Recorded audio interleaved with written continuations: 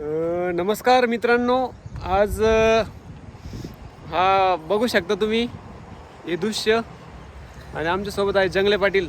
काय वाटतं जंगले पाटील? आज खूप पाऊस झाला कन्नड भागात आणि आपल्याकडे हे खूप पाणी आलेलं आहे. तर खास पाण्याविषयी खास जागरूक असणारे केडी केडी सरांचं आज आम्ही थोडंसं 2 शब्दात सांगणार आहे. केडी काय वाटतं बरं तुम्हाला, धरण भरणार का नाही?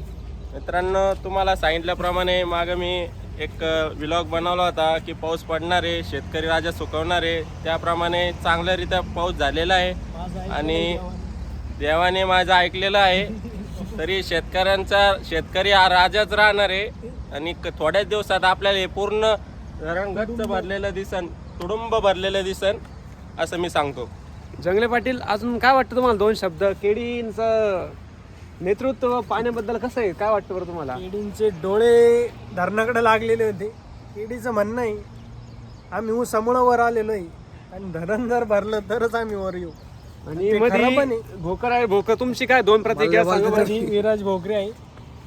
विराज भोकरेंचं पण म्हणणं आहे की धरण यावर्षी भरलं पाहिजे. धरण भरलं तर 3 वर्ष आम्हाला टेन्शन नाही राहणार, आम्ही ऊसाची शेती घेऊ शकतो.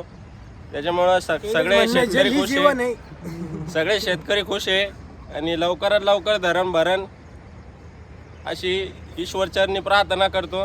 चला मित्रांनो, आज आम्ही आता थोडंसं आता केडीकडून सगळे नाश्ता वगैरे होणार, आम्हाला खुश खबर आहे आता. खुश आहे. त्यामुळे